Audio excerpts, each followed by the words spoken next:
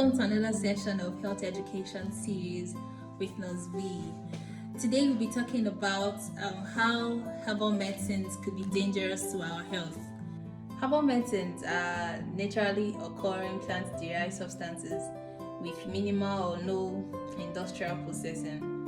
Now, herbal or traditional medicines are not outrightly bad. However, since there are no regulations and control on maybe the method of collection, how they are prepared, the dosing, consideration of how hygienic the processing is, and the storage condition, these herbs could cause more harm to a great population. Though there was a memo for regulation by National Agency for Food and Drug Administration (NAFDAC) in 2009 on labeling and declaration of the active ingredients in these herbal medicines, but not everyone strictly adheres to this. Some people even go ahead to take herbs on advice of friends and family. And active ingredients in these herbs are most times not known. Hence, the dealers usually claim that these products cure a number of ailments, which is quite funny. Most of the traditional medicines have multi-active components that the intended results may be achieved, but because of these other components, they go ahead to cause some severe side effects, which may even be worse than the symptom being treated. So it's obvious that it's a myth that herbal medicines are without side effects because they are natural. Now let's consider the possible risks involved when taking these herbal medicines. Risk of improper intake is one of them. Allopathic or modern medicine are also derived from plants, but marked after an extensive period of scrutiny, checking the drug constitution, the potency, the efficacy, the safety, the side effects on the population before these drugs are approved for one to use. This process takes from months to years, and after this, the dosage is fixed according to the age, the weight of the patient, and if pregnant women should take them. But of course, herbal medicines don't go through these processes. Risk of being treated by an unqualified practitioner is also one. A greater percentage of herbal medicine practitioners are unqualified, as they said they acquired these skills from their forefathers and have little or no knowledge on the toxic effects or the remedy to rectify adverse reactions when they eventually occur. Risk of developing peptic ulcer disease is also there, because most of these herbal medicines are dissolved in alcohol. So when you take alcohol in an uncontrolled manner, in a copious amount, it could irritate the lining of the gastrointestinal tract, ranging from the mouth to the esophagus. When you take alcohol, everywhere it passes, you feel. So it could wear off the lining of this up to the stomach. So it's a risk for development of peptic ulcer disease. So even people that already have ulcers, this taking of alcohol could exacerbate the symptom, prolonging the time it could have taken for recovery. You could be also at risk of taking expired drugs, because most of these herbal medicines are not usually labeled. You just buy them and take them, so we really cannot tell what the content is and if the drug had expired. Risk of drug overdose and severe drug reaction is there, because like I said earlier, there are no antidotes. Antidotes are like drugs you take to counter the effect of another. It's just some sort of remedy to an adverse reaction. So these herbal medicines don't have these antidotes to tackle these drug reactions. So when they occur, it could be fatal. Risk of gastrointestinal tract bleeding is also there. Now we move to the chronic complications. After a long time of using these herbs, you could develop some very severe complications. Though taking modern medicine doesn't rule out complications, one is also exposed to complications in the long run, but we are considering herbal medicines in this video.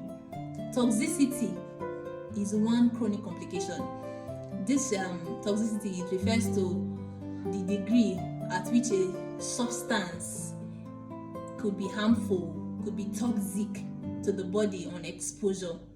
There are some body organs that are affected when they are exposed to toxins. We'll consider some of them, one of which is the kidney. The kidney is one body organ that performs the function of removal of waste products and passage of urine. Now, when these drugs and toxins are exposed to the kidney could damage due to a certain level of toxins.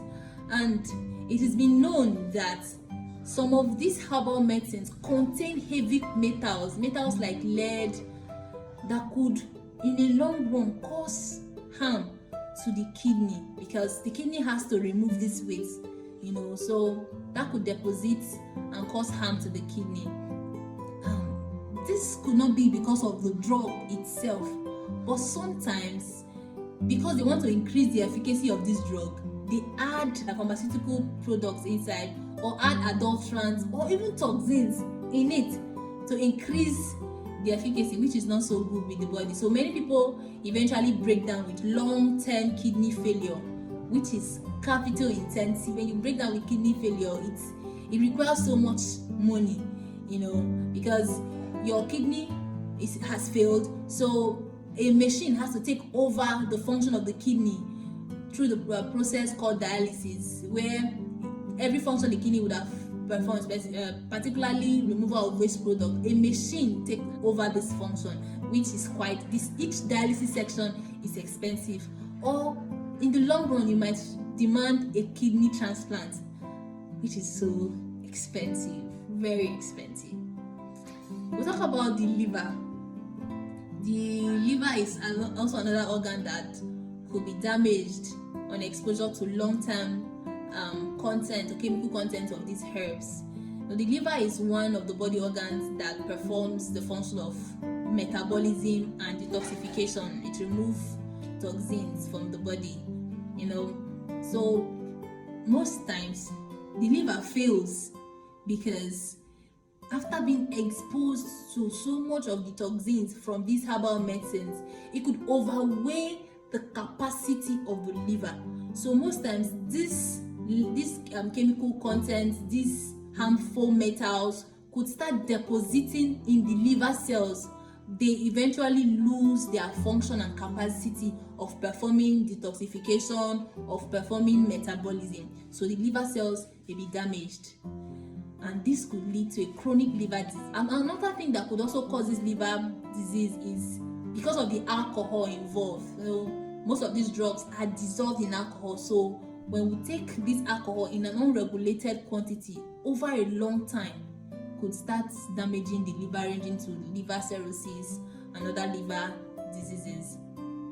Conclusively, if consuming herbal medications alongside allopathic medicine or modern medicine, it is advisable that you please inform your doctor, because if you take these drugs alongside, take a herb and an English medicine per se or modern medicine, it could cause a serious harm that could be fatal. It's been also noted that people take herbs because it's less expensive, but this is like being penny wise and pounds foolish, because the long-term damages that ensue could be quite hazardous. So this is where we'll wrap it up on this particular topic. Please subscribe to my channel, share the video, give this video a thumbs up, and turn on your notification bell so you'll be the first to get a notification when I upload the next video. Thank you, and bye for now.